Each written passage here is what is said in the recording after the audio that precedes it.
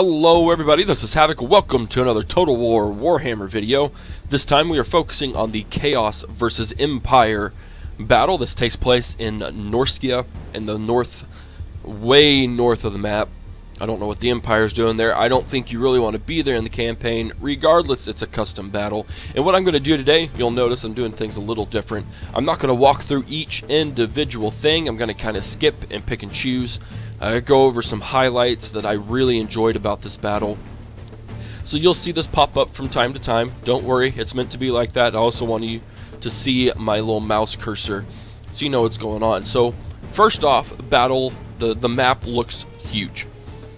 Whether it is or not, just the fact that they now have these huge, epic, monolithic things going on really brings out the fantasy aspect on the campaign map and on the battle map, and that's something that I really enjoy, because in Attila they're just, they've always just been, you have your map and you're kind of stuck there. It just gives a really big sense of epicness, and to go along with that epicness, you have the Chaos faction.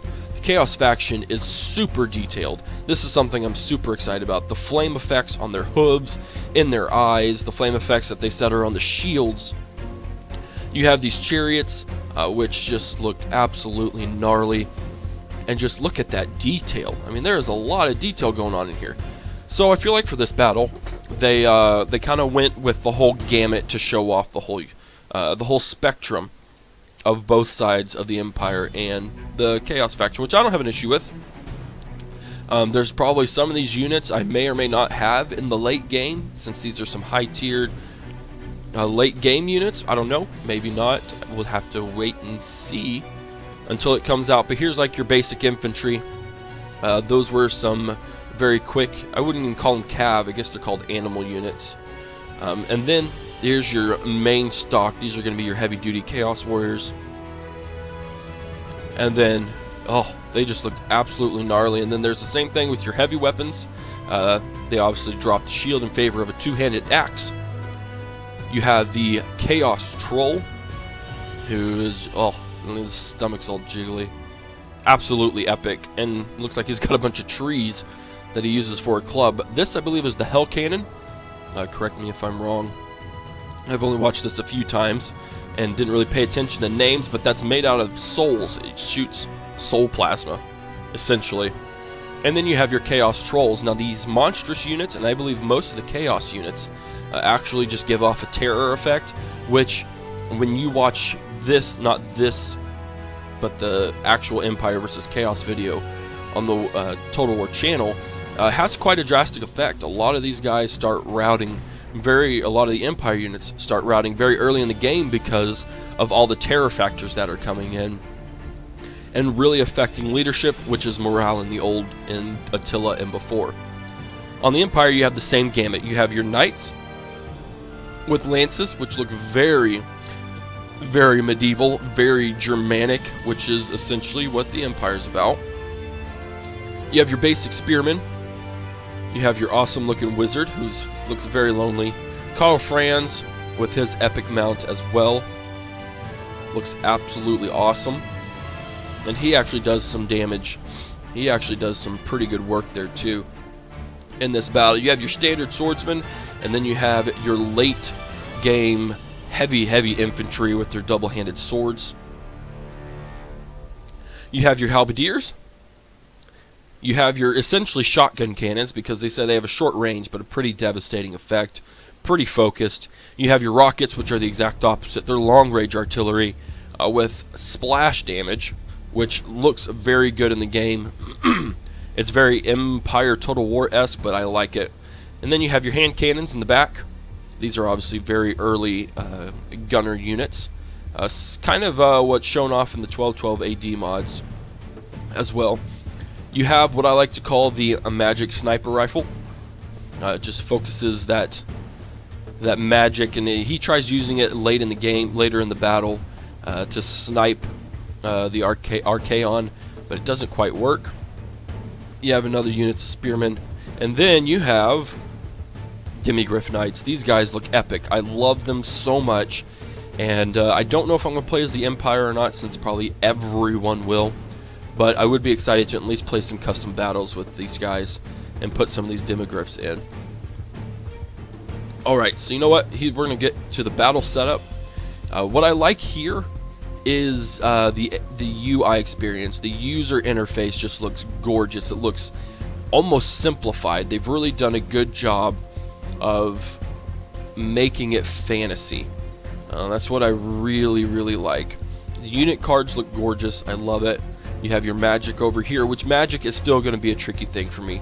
You guys will see me fail in using magic. You may see me not use magic at all in some battles because I'll just forget about it. So he starts the battle. It was very rude of him to start before I was ready. And there you go. There's that artillery, the rockets using some splash damage. There's that hell cannon firing soul plasma, essentially. And it looks like he's way short. So again, that in of itself looks pretty sweet. Like, I love that artillery fire. And it does look like it's doing some epic stuff. The trails from the flames, I mean, just the amount of detail is not something that has been seen before. I say that so often because while it has been, you know, the Attila is pretty detailed. Like, my maps are pretty detailed, the units are pretty detailed, but it's nothing compared to Warhammer. Absolutely nothing at all. And again, here comes magic. Magic, it doesn't look like it's overpowered. It doesn't look super OP. You're not going to wipe out an entire army with a couple of spells, but it is relatively devastating. I mean, that little vortex right there, that took out half of his units, almost. So, you know, magic has its, and it has a chance to miss. You know, there's just so much. It's not precise. It's not going to be what you want it to be, and which is good. I don't want it to be, you know, I want it to have a chance to miss. I want to get mad at it because I don't want to completely rely on magic, and I wonder if that's kind of how they put it too. Like, magic is there to support. It's there to help turn the tide of battle when it needs to be turned, rather than just using it all the time and just sitting your troops back and letting magic do its thing. So now they are fully engaged. As you see over there, he's already routing. And he's only got 2 units on him.